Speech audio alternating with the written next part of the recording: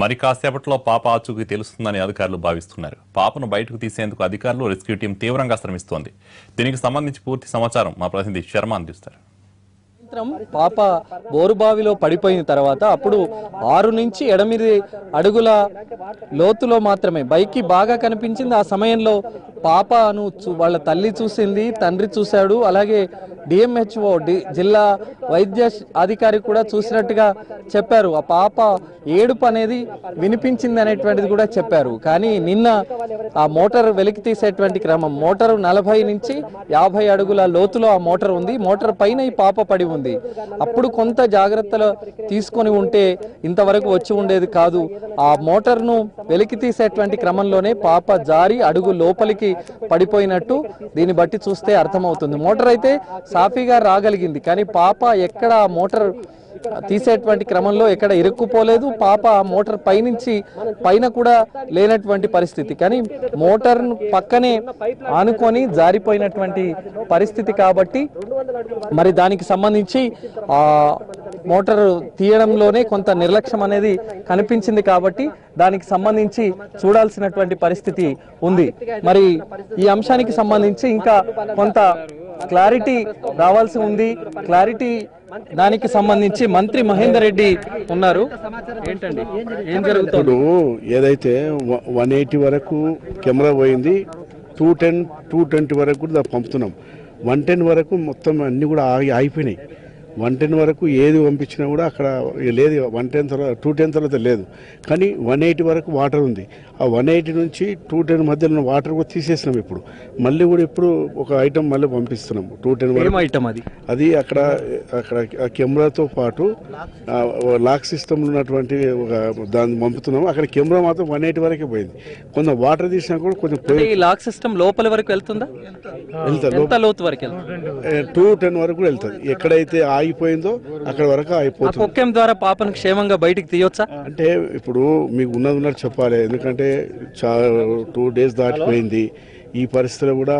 ఎందుకంటే నిన్న 12 గంటల వరకు కూడా ప్రాణంతో ఉంది పాప. ప్రాణంతో ఉండి మరి ఆ కదలికలు కూడా గమనించడం, నేను కూడా చూసినాం, అందరు చూస్తున్నారు. కానీ ఎప్పుడైతే మోటారు పైకి తీసిన తర్వాత పక్కకు ఉందా మరి లోపల గుర్తులేనటువంటి పరిస్థితిలో ఉన్నది. అంటే పాప తెలిసినంత వరకు బతుకుంటే పర్లేదు దేవుని దయతోటి, కానీ ఏ పరిస్థితి అన్నా మరి అతుకపోయి పక్కకు ఉంటే ఇబ్బంది అవుతుంది. కాబట్టి అది కూడా చూస్తున్నాం. ఏ విధంగా ఎక్విప్మెంట్ ద్వారా అంటే ఇంకా ఉన్నాయి, ఇంకా మళ్ళీ కూడా నైట్కు వేరే పిలిపిస్తున్నాం. రకరకాలుగా ఇప్పుడు ఒకది అనుకుంటే ఒక విధంగా రకరకాలుగా ప్రయత్నం చేస్తాం. ఎలాగైనా పాపను బయటికి తీస్తాము, ఎట్టి బస్సులో ఎలాగైనా పాపను బయటికి తీసుకొస్తాం. అది పాప ఎక్కడుందో తెలుస్తలేదు.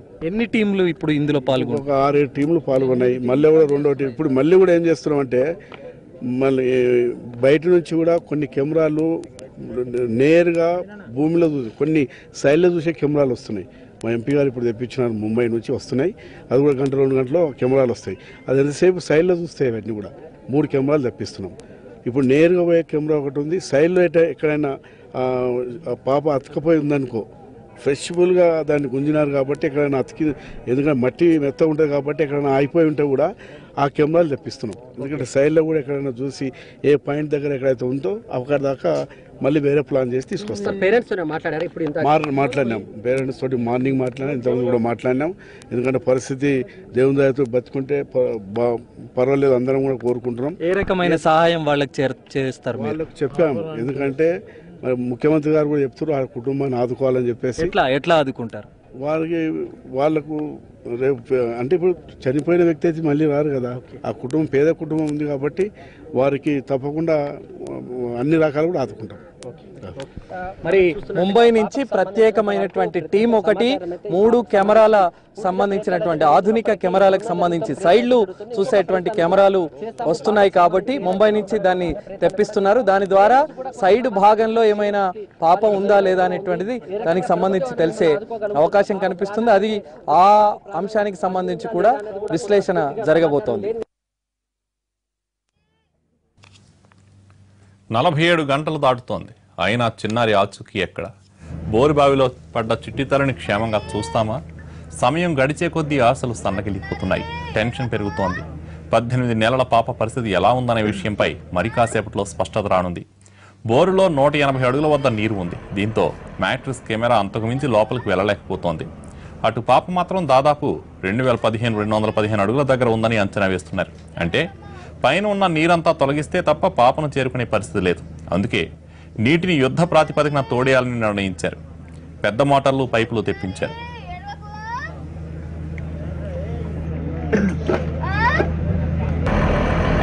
అటు ఇప్పటికే 47 గంటలు గడిచిపోయాయి. సమయం గడిచే కొద్దీ ఆశలు సన్నగిల్లిపోతున్నాయి. బోరులోని నీటిని తోడిన తర్వాత చివరి ప్రయత్నంగా హుక్కు మెథడ్ను అనుసరించాలని అధికారులు భావిస్తున్నారు.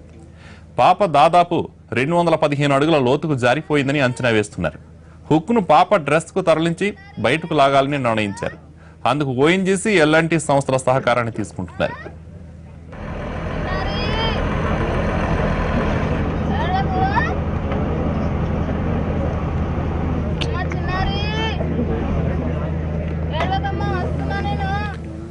ఆడుతూ పాడుతూ తిరుగుతున్న చిట్టి తల్లి ఒక్కసారి అగాధంలోకి జారిపోయింది. ఏమైందో తెలుసుకున్న ఆ తల్లిదండ్రుల గుండెలు బద్దలయ్యాయి. గంటలు గడిచిపోతున్నాయి, క్షణాలు కరిగిపోతున్నాయి. దాదాపు 2 రోజులు అయిపోయింది. 18 నెలల చిన్నారి బోరుబావిలో ఎలాంటి పరిస్థితుల్లో ఉందో, ఎంత నరకం అనుభవిస్తుందో ఊహించుకుంటేనే మనసు కకావికలం అవుతోంది. ఈ యాతన ఏ బిడ్డ పడకూడదని, ఈ వేదన ఏ తల్లికి రాకూడదని అంతా కన్నీరు మున్నీరవుతున్నారు. చిన్నారి క్షేమంగా బయటకు రావాలని శతకోటి దేవుళ్లకు మొక్కుతున్నారు. ఇటు అధికారులు, సహాయక సిబ్బంది కూడా 2 రోజులుగా నిద్రాహారాలు మాని పాపను క్షేమంగా బయటకు తీసేందుకు తీవ్రంగా శ్రమిస్తున్నారు. మధ్యలో వర్షం వల్ల ఆటంకాలు ఎదురైనా వాటన్నిటినీ అధిగమిస్తూ ఎలాగైనా పసి ప్రాణాన్ని కాపాడమే లక్ష్యంగా పెట్టుకున్నారు.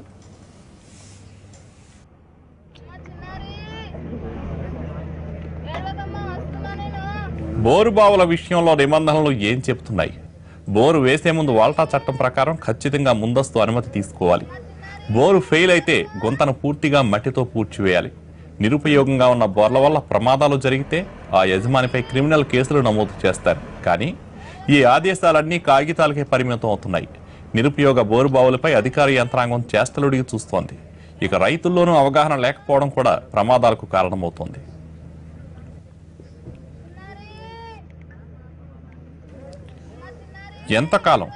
ఇంకా ఎంతకాలం ఇలాంటి నిర్లక్ష్యాలు?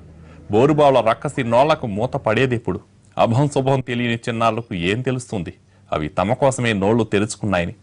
1 కాదు, 2 కాదు, 10ల కొద్దీ ఘటనలు ఇలాగే జరుగుతున్నాయి. అయినా నిర్లక్ష్యం వేయటం లేదు. అల్లారు ముద్దుగా ప్రాణానికి ప్రాణంగా పెంచుకున్న పిల్లలు బోరుబావుల్లో పడిపోతున్నారు. అయినా అదే నిర్లక్ష్యం, అదే అలసత్వం, అదే ముద్దు నిద్ర. బోర్లు వేయించిన వారు నీరు పడనప్పుడు దాన్ని మూసివేయాలన్న కనీస బాధ్యతను మరిచిపోతున్నారు. అటు అధికారులు ముద్దు నిద్ర వేరటం లేదు. ఏదో ఒక చోట పసివాళ్లు బోరుబావులో పడ్డప్పుడు కాసేపు హడావుడి చేస్తారు. బాధ్యులపై క్రిమినల్ చర్యలు తీసుకుంటామని స్టేట్మెంట్లు ఇస్తారు. ఆ తర్వాత అంతా షరామామూలే. రోజు రోజుకు టెక్నాలజీ పెరుగుతోంది. చైనా లాంటి దేశాల్లో కొన్ని గంటల్లోనే బోరుబావిలో పడిన చిన్నారులను బయటకు తీస్తున్నారు. పసి ప్రాణాలను కాపాడుతున్నారు. మరి మనం ఎక్కడ ఉన్నాం? చేవెళ్లలోని బోరుబావిలో పాప పడి దాదాపు 48 గంటలు అవుతోంది. అయినా ఆ చిన్నారి ఎన్ని అడుగుల లోతులో ఉందో చెప్పలేని పరిస్థితి. కనీసం ఆ పాపను బయటకు తీసేందుకు ఎంత సమయం పడుతుందో ఊహించలేకపోతున్నారు. టెక్నాలజీ విషయాన్ని పక్కన పెడితే అసలు ఇలా చిన్నారులు బోరుబావిలో పడుతుండడానికి కారకులెవరు? ఎవరిని నిందించాలి? బోరుబావులు తవ్వేసి వదిలేస్తున్న యజమానులున్నా, పిల్లలు ప్రమాదం అంచనా ఉంటున్నారని గుర్తించలేకపోతున్న తల్లిదండ్రులున్నా, ఇలాంటి ఘటనలు జరుగుతున్న కఠిన చర్యలు తీసుకోలేకపోతున్న పాలకులున్నా ఎవరిని నిందించాలి?